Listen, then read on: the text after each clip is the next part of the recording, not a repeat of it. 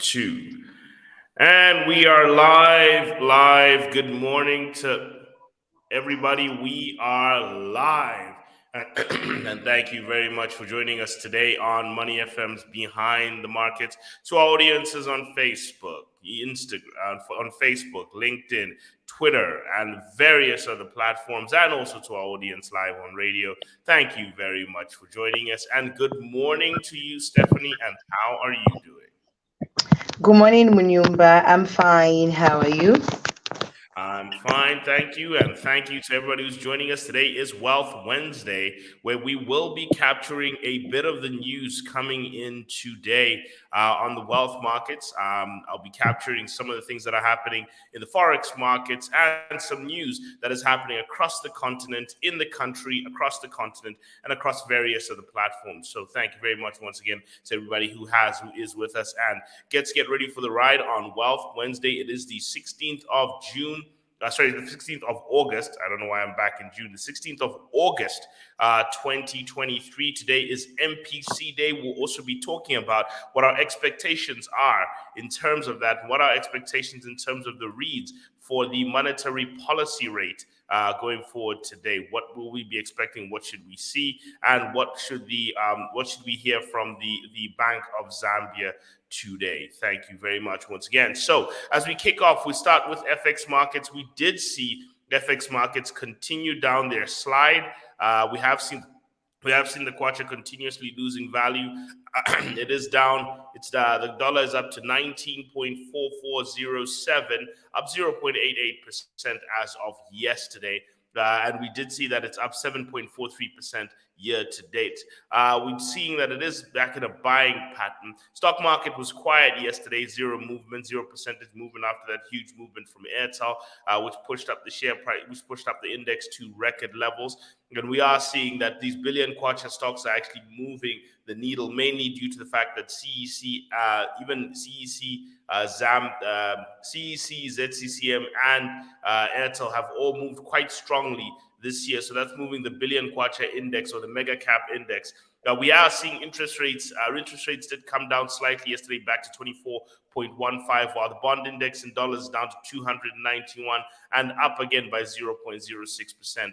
In rand, we did see that the rand of the kwacha is still trading at parity, 1.0, 1.67, 0.63% upwards, and 1.98% upwards on the week. So the rand is down on the month, but up on the week and up on the day, showing that volatility between the kwacha and the rand is still picking up. In terms of losing streaks, the dollar is on a 3-day winning streak at the moment, while the rand is only on a 1-day winning streak, snapped a 2-day losing streak yesterday. And we are still seeing that in terms of trading positions, the dollar is still trading above its 200-day moving average, while the rand is trading slightly below its 200-day moving average. So the pressure is pushing upwards on the rand and downwards on the dollar. There's still room for it to fall. It's still trading in a high-priced position.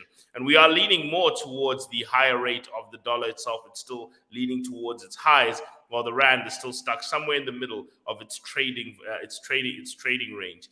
Now, in terms of GRZ bond index, as we said, 0.6% upwards in government bonds on the secondary market, with interest rates falling a little bit to 24.51%. While interest rates are still up on the year, they're still up year to date about 0.87%. Now, in terms of in US dollars for the Zambians who are living abroad, we are seeing that the bond index is down. The bond index is up 8.28% year to date, but down 1.27% on the month and down 1.818% on the week. While in kwacha, it's up 0.06% on the day yesterday, up 1.96% on the month, and up 16.76%. So bonds are still trading in a relatively strong pattern today. Yesterday, we did see copper drop again to 8,181, down 1.32%, as oil also dropped 1.62% due to reactions to poor Chinese data. Remember, yesterday we did report that Chinese industrial data came in weaker than expected. Chinese retail data came in slower, and all Chinese fixed asset development also came in slower. So that pushed all the commodities down, from oil to copper to gold. Everything was down. So copper down 1.37%, and only year to date it's actually in the negative of 2.28% down, while oil is down 1.33% year to date, down 1.62%. While gold is also down 0.42% yesterday, but still up 5.93% in dollars. But when you take a look at wealth insurance assets, which is your cryptocurrency, your Bitcoin, your Ethereum, Bitcoin is down 0.01% yesterday because Bitcoin did trade a little bit negative, even though the dollar got a little bit stronger yesterday, but still up 89.64% year to date.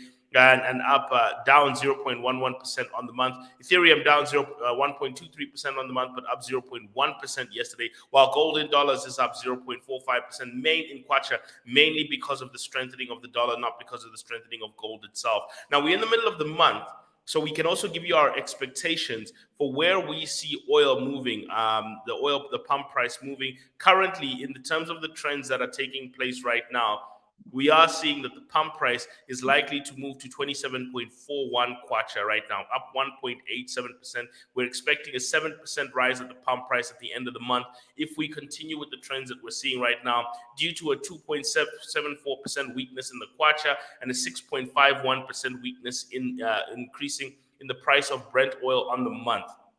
So pay attention to that. The global factors of oil prices are up 6.51% and 2.74%. We haven't really seen the impact of the supply chain factors of the policies that have been written in, things like trying to blend ethanol. We're not sure where that policy is running, and also what the impact of direct importation of diesel, the direct pipeline diesel that comes in, is actually having now when it comes to the price. We haven't seen whether that's actually had any strong material change. But currently, we are expecting a 7.19% increase in the pump price by the end of the month for oil expected. So for all of you, just expect that oil prices and transportation prices should pick up, and therefore that should put pressure on inflation going forward towards the end of the year. This is the inflationary pressure that I'm seeing rebuilding back into the system. In terms of across the markets, what we're seeing is bonds are still up 16.8%, stock markets up 16.6% year to date, dollars up 7.4% year to date, gold is up 13.8% year to date, and Bitcoin is up 89.6% year to date, and 64.7% is Ethereum. But remember, that's got to do with the first quarter. If you read the quarter to date readings, this is what it looks like now. In terms of quarter to date, as of the 16th of August, 3.02% increase in the bond index since the beginning of the quarter. 3.8% increase in the stock market index since the beginning of the quarter. Dollars up 10.53% since the beginning of the quarter. Gold is up 10.87% versus the drop of 19.2% throughout the whole of last quarter. Bitcoin is up 5.92% since the beginning of the quarter. Ethereum up 5.82%. Most of these are a result of the dollars, because dollars are up 10.53%. It has elevated Bitcoin, gold, and Ethereum. So therefore, those get buoyed up by a stronger dollar. And if you get a weaker dollar, all those are going to get knocked down. So always be careful about overloading your portfolio with what we call wealth insurance assets. That's something that you should be very careful of and be very wary of. I always warn everyone there. In terms of our four horsemen, finally, if we look at our metrics that define which way we're going, and today I'm going to go a bit deeper into how I actually get into my four horsemen outlook, is that we did see Saudi Arabian inflation drop from 2.7% to 2.3%. Swiss PPIs stayed in the negative 0.6%. Botswana inflation dropped by 4.6% to 1.5%. So we're seeing some drops in inflation continuing. However, Nigeria is having a nightmare situation where its general inflation is up from 22.79% to 24.08%, and food inflation in Nigeria is up from 25.25% to 26.98%. So we are seeing the food prices in Nigeria, along with transport prices, still relatively high. Canadian inflation also picked up by 2.8 to 3.30%, signaling that Canada is probably going to continue with its rate hiking cycle. While we're also seeing that crude oil yesterday did drop. Crude oil inventories in America did drop by 6 million barrels after the 4 million barrel build, meaning that that's pressure for crude oil prices to continue going up. So that's pressure that's building up on our pump price when we start seeing things like that. However, it's weak Chinese data that's keeping oil from running up to the 90s. Now, in terms of interest rates, We are seeing that interest data is showing that there are headwinds in the system. Russia raised its interest rates yesterday from 8.5% to 12%. So Russia's back on a rate hiking cycle. While we're seeing German interest rates for the 2-year Schatz auction went up from 3.07% to 3.12%, showing that interest rates in the developed world countries such as Germany, where you're expecting to raise capital and renegotiate your debt, that is what we're expecting to see building up. And also Uganda, the good news is Uganda dropped its interest rates by 0.5% for the first time in 2 years, signaling that inflation pressure is starting to finally calm down. On the other side of things, in terms of income data, British earnings rose to 7.8%, showing that the inflation is starting to come in at the same pace as income growth. So whenever you have inflation up as income growth, it means that now lifestyles or living standards are not going to drop too much in England. Therefore, that's not too much of a signal. However, the Bank of England is concerned that wage inflation is going to lead to more inflation, so it might trigger further interest rate hikes. England is in a little bit of a messy position. However, in terms of employment changes, England actually lost 66,000 jobs in terms of the 3-month average in June. Labor productivity, however, was up 0.7% from 0.14%, and British unemployment unfortunately rose from 4 to 4.2%. So there's a bit of mixed data coming up in the British economy. The economic sentiment of Europe is still in the negative. South African unemployment dropped only by 0.3%, though the numbers are still rising. And core retail sales in America rose to 1% from 0.2%, showing the resilience of the U.S. economy versus the rate hiking and inflation. Even though there are aggressive rate hikes happening, the resilience of the U.S. economy is actually one shining light. We're seeing a weak Chinese economy and a strong U.S. economy versus what we've been used to seeing over the past how many years. We've been seeing a weak U.S. economy and a strong Chinese economy. It's the other way around now. So growth is more Western-centric at the moment. Industrial production, in terms of industrial demand in Japan, was up from 2.4%, from negative 2.2%, up to 2.4%, showing that turnaround. However, all other industrial data came in negative. Empire State Manufacturing Index came in negative. Manufacturing sales in Canada came in negative. The housing market price index in America showed a slowdown in that. Chinese housing prices came in negative, and that was basically the rundown to show that industrial data is weak. Income data is mixed, leaning more towards America. Inflation data, we're starting to see specific areas like Nigeria and Canada starting to pick up inflation, while interest rates are still elevated and rising. All those things mixed together to actually form the situation that we still have a elevated inflation and interest environment, weak growth, and weak industrial data. So this is what we call the stagflationary environment, where bonds tend to do better. Now, Stephanie, coming into some of the major news items from yesterday, and before we get into our main question, is JCTR yesterday, the Jesuit Theological Center did actually say that the cost of living for a family of 5 in Lusaka increased by 0.67% month on month to 9,301.18 as of July 2023. Data also shows that, however, the cost of living for a family of 5 in Lusaka is actually down 0.34% year on year. So we seem to have had a deflationary period. Now we're having a reflationary period for Lusaka inflation. Most of that is pushed by a price increase price increase in roller meal, which has gone to record levels, 5 kg chicken and vegetables, and also a decline. And however, there was a decline in charcoal prices that also supported all of this. Now, on the other side, on the flip side of it, the Minister of Energy was doing commissionings of a service station. He talked about changes in the business environment to help support the energy sector. And he says fuel service stations will be a distribution point for liquefied petroleum gas, LPG, for domestic use. Remember the handy gas that we use for things like cooking. And he talked about the fact that liquefied petroleum gas is an alternative source of energy to charcoal, which significantly will contribute to mitigating climate change. Remember, one of the biggest issues in Zambia is that we are not giving people an alternative to chopping down trees. Because remember, that's what the Malasha industry, the biggest issue is that we are cutting down trees because people need to cook. Now, our wonderful environmentalists, who are often very middle class, often tend to forget that more than 70% of this country uses charcoal for energy, and they have no alternative. They have no technology, and they do not have the income for that technology, access to electricity, to use an electric stove, the money to buy a gas stove. These things are difficult.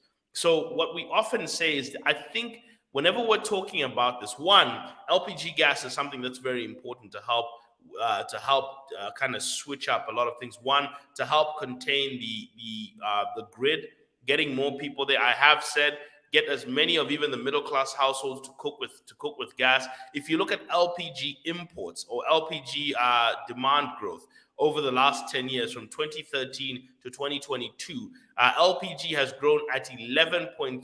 If you look at other forms of liquefied petroleum that have been sold, petrol itself has only grown by 5.7% a year. Diesel has grown by 6.1% per year. In fact, if you look at pre-pandemic levels of 2013 to 2019, LPG was growing at 19% a year, diesel was growing at 1.4% a year, and petrol was growing at 3% a year. This is the fastest growing sector. So to get service stations to become the distributors of this is actually quite important. And remember, companies like Puma Energy just recently bought OGAS to be able to utilize their networks to distribute OGAS gas throughout their networks around the country. So they're gonna kind of leverage their networks to then be able to distribute a product that is in high demand and high sales, because people have started to switch towards gas. Stephanie, I want to ask you a question. I don't know if you're here with us. I'm going to ask you a question. How comfortable are you cooking with gas? Have you gotten to that point where you've made that transition of cooking with gas?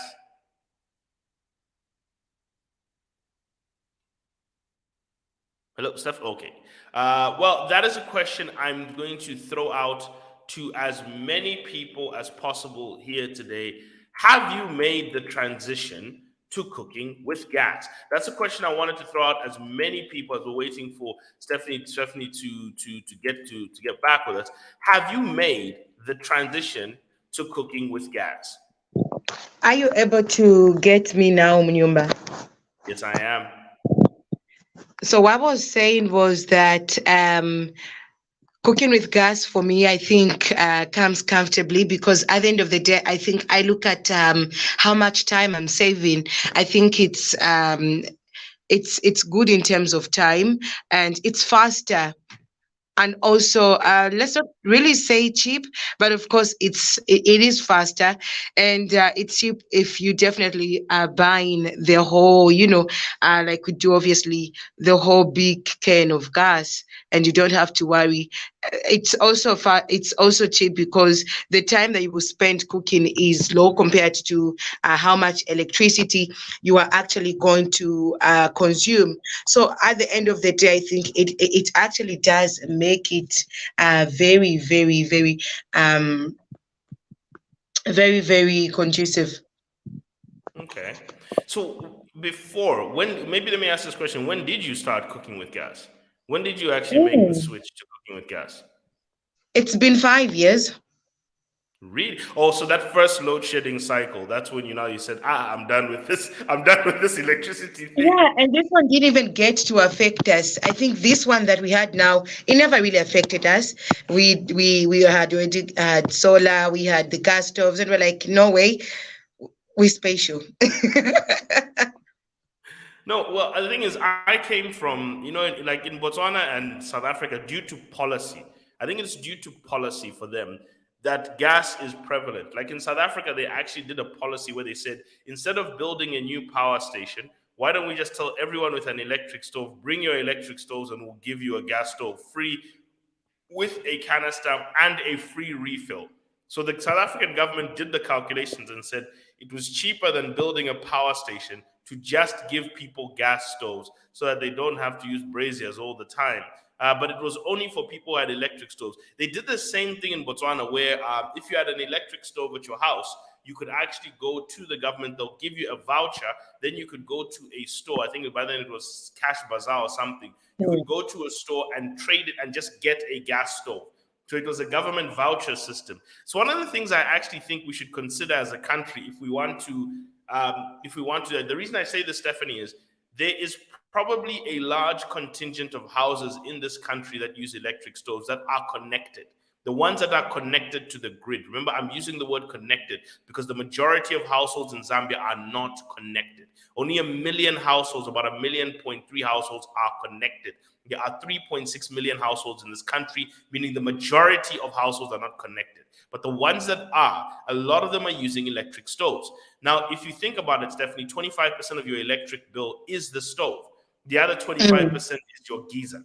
Okay, so these are the two biggest areas. So if we somehow use the LPG industry to somehow replace the geyser and stove heating systems in the house and incentivize people to do that. So one of the things that you can do, I had submitted two things to support this. One was change the LPG, change the one thing I said was anybody who's got an electric stove, give them the option to trade it in. That if they trade it in, they can get a free one. Give them the free swap. Why do I say that? You're gonna build power stations anyway. Okay, you're actually going to build power stations anyway. And if you build power stations, you're gonna have to swap. You're gonna have to build inconsistent for these people who are building new houses. Now, remember, I'm saying this, Stephanie, because there are 50,000 new houses connected to the grid every year. Listen to me very carefully. 50,000 new houses are connecting to the electric grid every single year in Zambia, meaning that's 50,000 people switching on stoves every single year, right? That's 50,000 people switching on geysers every single day. That's 50,000 people switching on television, fridges, all these things, electric appliances being switched on by 50,000 new homes every single year. What do you think that's doing to grid demand? Now, are we seeing power stations being built as fast? No. So one of the easier things we can do is change the energy mix in the houses. So one, get the houses who are currently on the grid to see if they can swap out their geysers. Get the landlords and the homeowners to see if they can swap out their geyser systems to gas geyser systems or solar geyser systems. How do you get them to do that? And two, my number one attack point, I would say, is married couples. When people get married, Stephanie, especially when new couples are forming, those people are putting devices in homes. Appliances are coming through women, through the marriage component itself. So when people set up families, they're starting their lives with appliances. How many committees, Stephanie, have you been on? How many kitchen party committees have you been on where you've had to buy something for a friend? You don't even want to know. So think about it. And then have you noticed that in all of those groups, you're buying a stove for someone, right? Or buying a stove, yeah.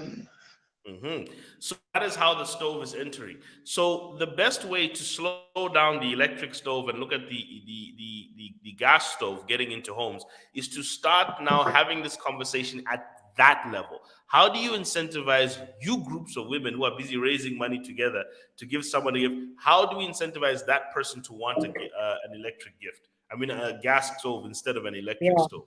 That's what we have to think about. And I think it should start with women because I think women buy more stuff as compared to men. So, of course, if we're going to change the narrative, then we start with women. No, it's true. When it comes to decisions on kitchen appliances and household consumables, those are decisions made by women. This is why what people don't recognize is that 66% or more of household financial decisions in Zambia are made by women.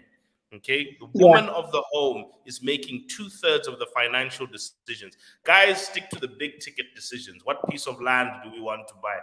Where are we getting our car fixed? But the day-to-day decisions, what clothes are the kids gonna wear? What clothes will we buy? What washing powder will we use? What juice is getting into the house? What stove? We need a new stove. We need a new fridge.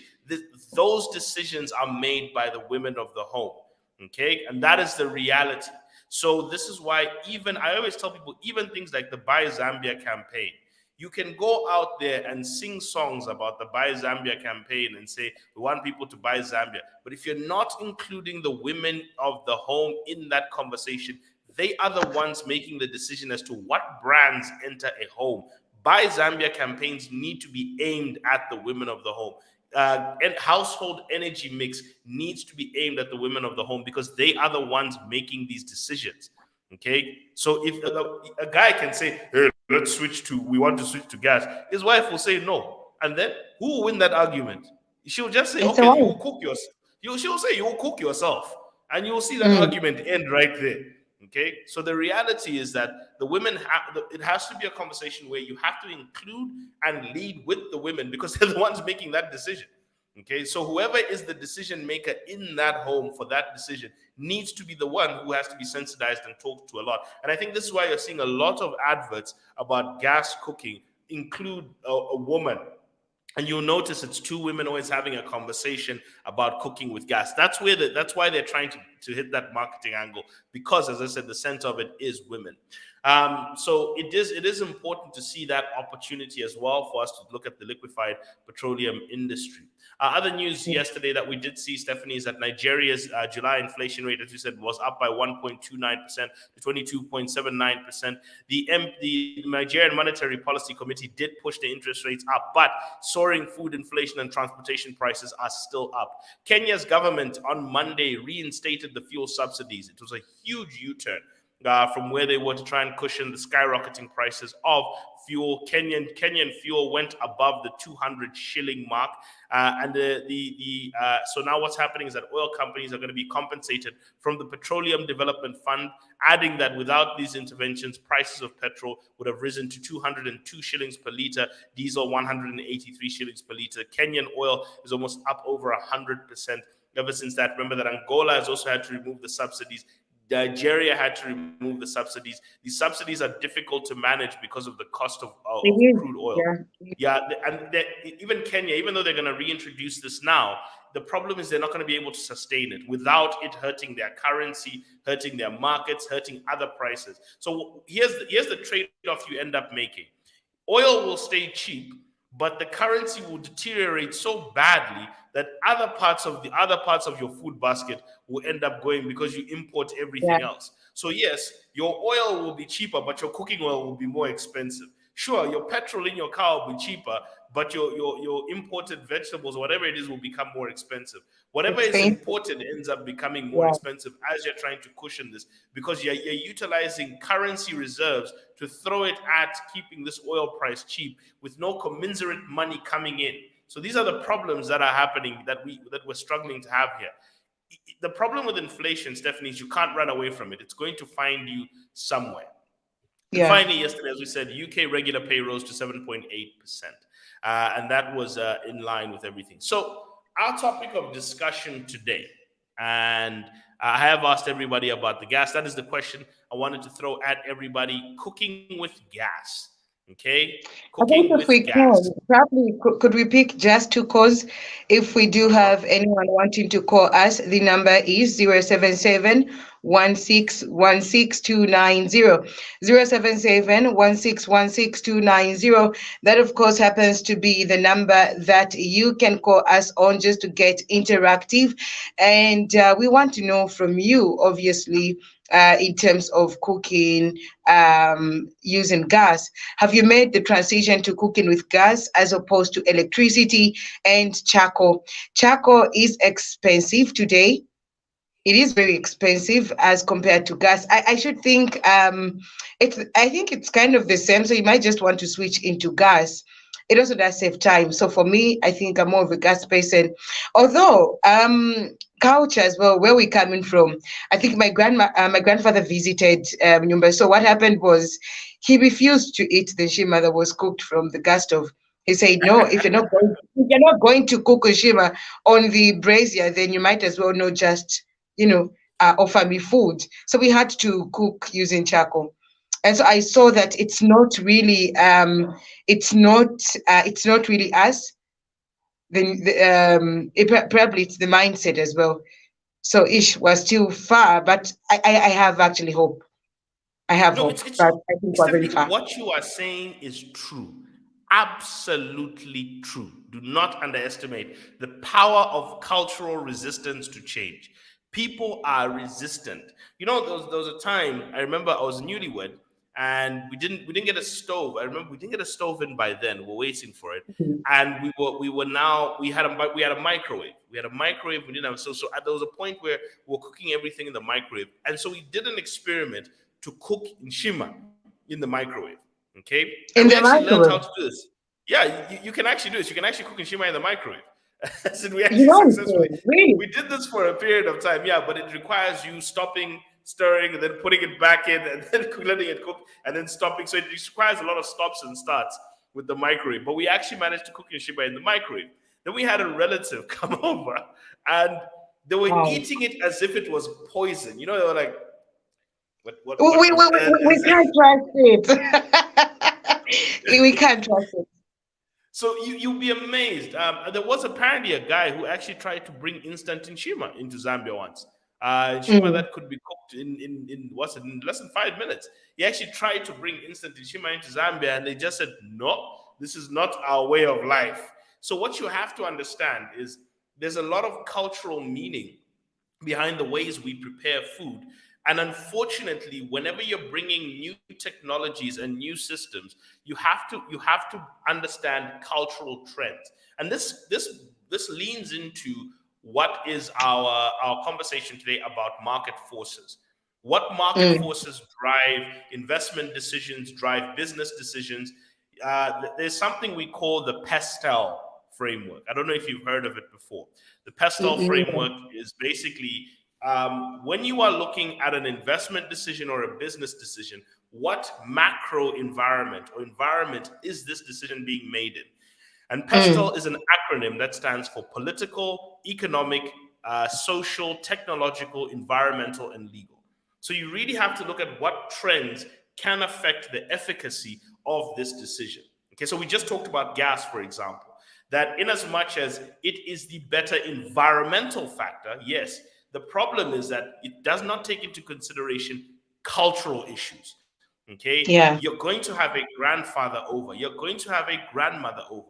What if you have an elder who lives with you and they are culturally inclined to be against this? So you can't just assume you can just dump gas in people's hands. They've got Yeah. difficulties where a grandfather can just fold his hands and say, if this was not cooked in the brazier, I'm not touching it. I'm not, I'm it's not not right. listening. Yeah. Exactly.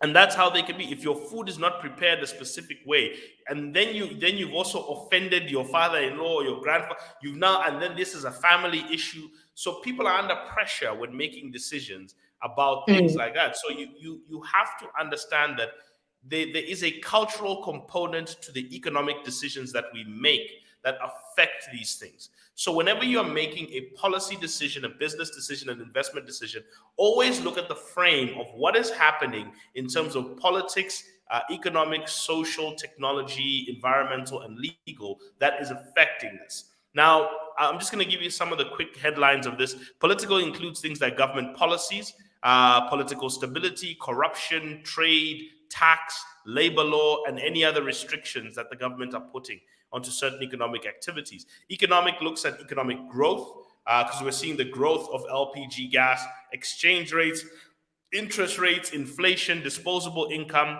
unemployment or employment rates of people. Also earnings rates and salaries of people. Social factors, we're looking at things like population growth, age of people, career attitudes, family attitudes, safety emphasis, health consciousness, lifestyle attitudes, and cultural perspectives. These are very important.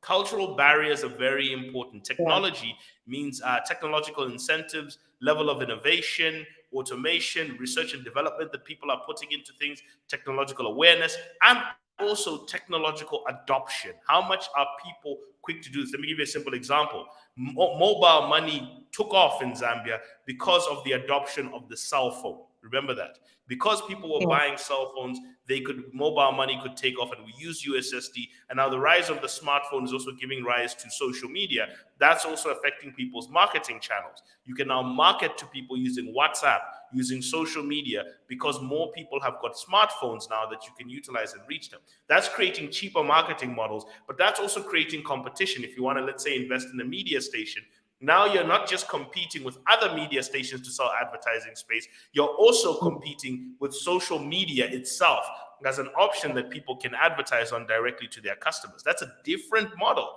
And now you've got to try and make sure, because a lot of companies are now just deciding to become influencers, to go out there and sell a message and build a community as opposed to throwing money on a media station. So this affects the way you make business decisions. Environmental also, how does weather affect things? How does weather affect food prices? There are things like that. Environmental policies, climate change pressure from NGO groups, funding based on ESG. That's actually now creating an issue. And also legal, we look at discrimination laws, anti-competition, those things. What you're looking for, Stephanie, when you're looking at things like that, is you're looking for things that are what we call cyclical or secular. And cyclical means as the economy grows, this thing will propel your business or your investment decision. As the economy flattens, this thing will reduce your investment decision. Or secular means without whatever the position of the economy, whether it's growing or declining, this thing is going to continue going up because its growth is not based on the swing of the economy. It's not based on interest rates. It's not based on anything. Like, for example, I'll tell you, construction, home development is cyclical because if interest rates are too high, then it becomes difficult for people to borrow to build houses. Okay, it becomes difficult for people to borrow to do that or to have the disposable income to do that. But so you'll see construction becomes very cyclical in nature. But you'll start to find some industries like ICT are very secular. ICT, Stephanie, is growing because young people are adopting technology faster and faster. So that's what we mean by cyclical and secular issues. So I will tell you this as a closing point. Whenever you're making an investment decision or a business decision, in as much as you want to look at the economy and everything, the most important factors, I've always said, out of that whole pestle thing, political, economic, social, technological, environmental, and legal, the two most important factors you should look at that affect the demand for a product, which underlines any investment decision or anything, is social and technology. Social and technology are the two strongest forces that affect consumer demand. Population growth, marital states, all those things, they are the key driving factors to the growth of any business, any investment, anything. It's people's employment status and a disposable income and marital status that will affect whether they're renting homes. For example, Stephanie, if you see the rise of, we're seeing the rise of people who are getting married in their 30s and no longer in their 20s. Now, if you're building boarding houses, it's not just for students anymore. Boarding houses are for young working people now. 25-year-olds, 26-year-olds now want to stay in a self-contained room where they pay 2,000 kwacha or 1,500 kwacha, as opposed to renting a full house for themselves where they're paying 4,000 when they know that they're only going to have a salary of 5,000 at best when they start work with the degree. So they're looking to try and get something that's 2,000 or less. Boarding houses become that because of the rising population of young people who are getting married in their 30s for the first time, as opposed to the olden days when we used to get married in our 20s. And also projections are showing that 50% of young men will be unmarried 50% of young men under the age of 30 will be unmarried, as opposed to less than 25% now and less than 10% a while before. So you see how this affects business decisions and investment decisions. Look at social and technological factors. They are often the strongest secular factors to a long-term investment decision. And I'll leave that there, Stephanie. For me, my take is, if we're going to move to a world of technology, then let's carry everything together. It's true. It is. You have to look at it all together. With that, Stephanie, thank you for lighting up our screens today. And thank you for everyone being with us. It's bye for now. It's bye for now.